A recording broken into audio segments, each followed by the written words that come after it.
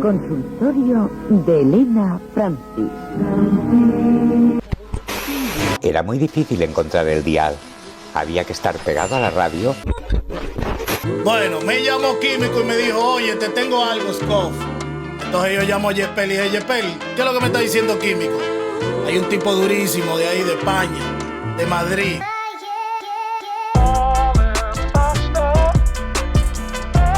So far on our road trip across Extremadura, we fished some incredible and historic waters. From a 2,000-year-old Roman reservoir to the banks of the Guadiana River at a spot nestled in the shadow of an ancient castle. Up until now, we've been lucky enough to have caught carp, with two very special and unexpected mirrors to add to our tally from a country known for commons. With these epic first venues and captures behind us, it was time to head on to Pastures New and chapter 3 in our story.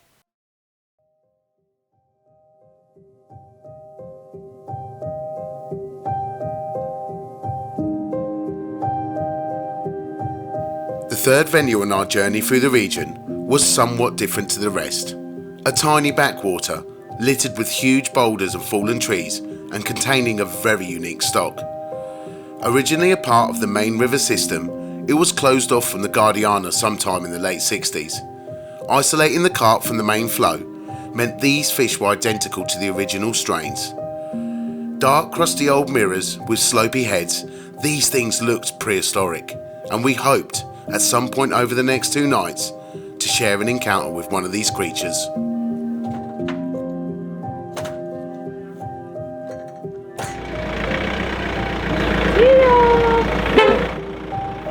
We waved goodbye to Claire and left my home in the hours of darkness. Making the hour-long drive to this secluded river, we didn't have much to go on, apart from the pictures we'd seen and a pin drop. Pulling up at what we thought was a spot, we had no idea how or if we could even access the water from here. What is this? Mate, where have you brought us? Mate, I've brought you to the edge of civilization by the looks of it. How the fuck did you get in here? Mate, how far down is that? That's like... Mate, it's like 5 foot, 6 foot. No, you can't. No chance. Mate. Absolutely no chance. It's just a dirty, great big rock. How are we going to get in? Oh yeah, here you go. Is it? I don't know. I'm not sure. Whoa, that's quite a drop down there, guys. Yeah, that's solid.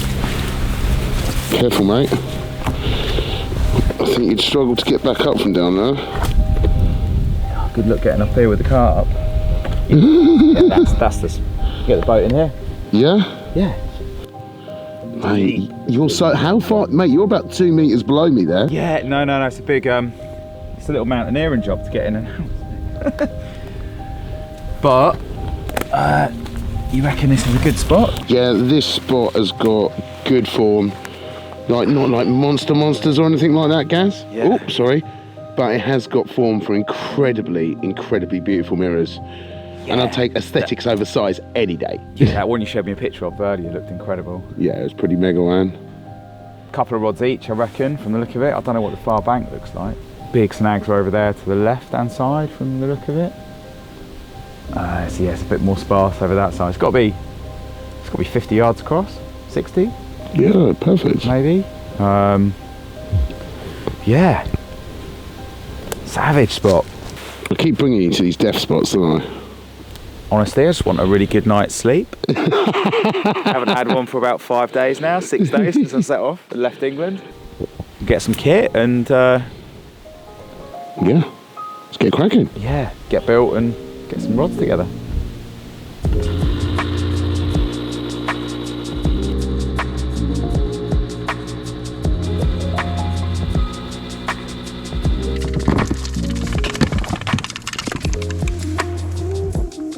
This looks sick. I like the look of this, definitely.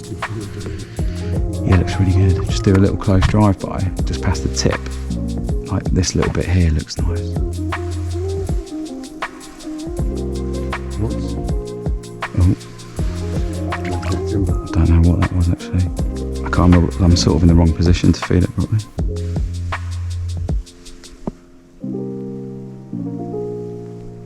Yeah, I'm gonna go with that.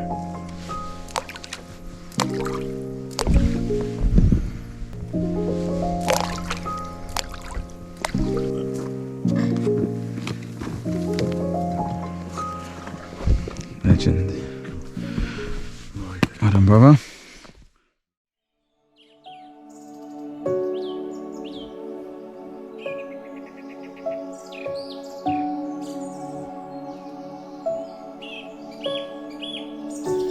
It's another cold, wet, misty morning here in Extremadura. We arrived at this stretch of river just after dark last night, and yeah, it took us quite a bit of time to find a point where we could access the water. Eventually, we ended up at this spot here, which is a giant rock that projects out into the river. And yeah, we'd hoped to spend the night under our bivvies, but unfortunately, we could just about squeeze 2 rods in each and our bed chairs, which meant we woke up soaking wet through this morning. Last night, while we was getting our rods out, we heard a number of fish show further downstream. And yeah, we kind of wished that we was fishing down there, to be honest, but we still felt really, really confident. Now, the fish in this section are incredibly beautiful. Dark, old, crusty mirrors with big slopey heads, and certainly ones I'd love to have in my photo album. And really quite unique for this area, to be fair. And that's the main reason why we're here. We've got a huge set of snags right out in front of us, and all our rods were placed really tight to them, locked up.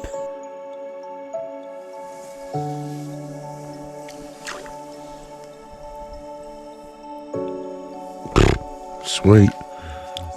Yeah. Oh no.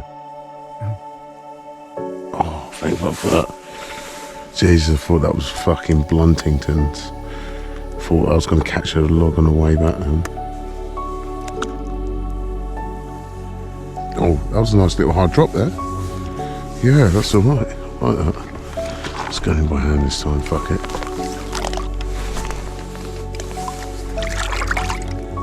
Eh?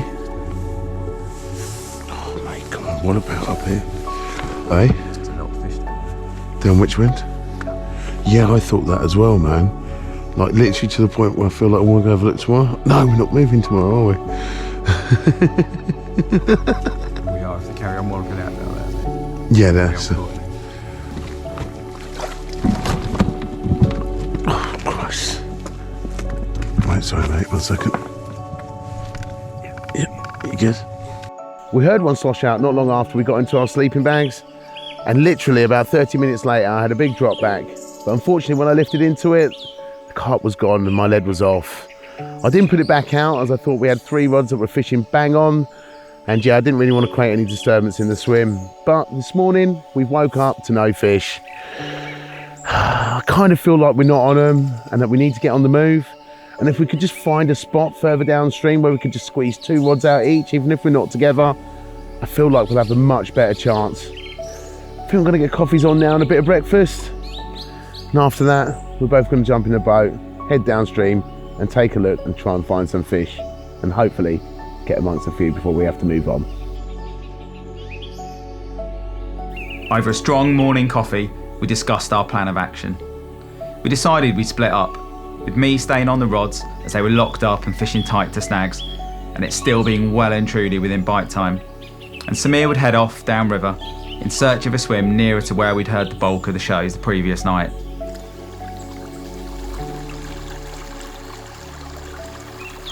Unfortunately, Samir didn't find any spots to angle from, but he did find some carp. A few more there. It's looking quite promising. One just literally showed right there. Oh man, that's so funny. It's not actually really miles away from us. Just hoping maybe we can stretch a couple of lines down a bit further. And the smell of that bait will pull them in. Fingers crossed anyway. While I was heading back to our swim, one of the rods busted off. Unfortunately, it was one of mine, but luckily, Gaz was on hand to deal with it for me. What is it? Oh really? Just net it, mate. Yeah, go on, just net it. Oh, it looks a cool one, man. It's a big one. Oh, shut up.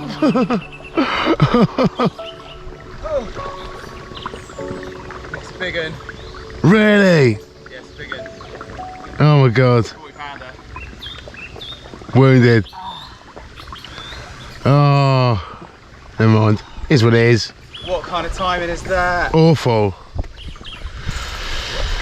Oh, it's a lovely one. Really nice. Oh yeah, it's a fucking sick one, bro. Oh, mate. Join us for the second instalment of the Spanish chapters, as myself and Gareth venture even deeper into the wilderness of Extremadura in search of those special carp.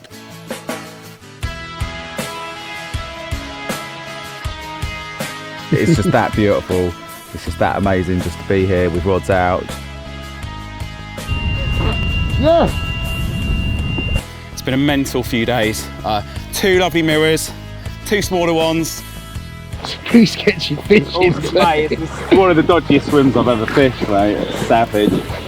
Mate, I've brought you to the edge of civilization by the looks of it. Honestly, I just want a really good night's sleep. Just incredible, mate. Never seen anything like it.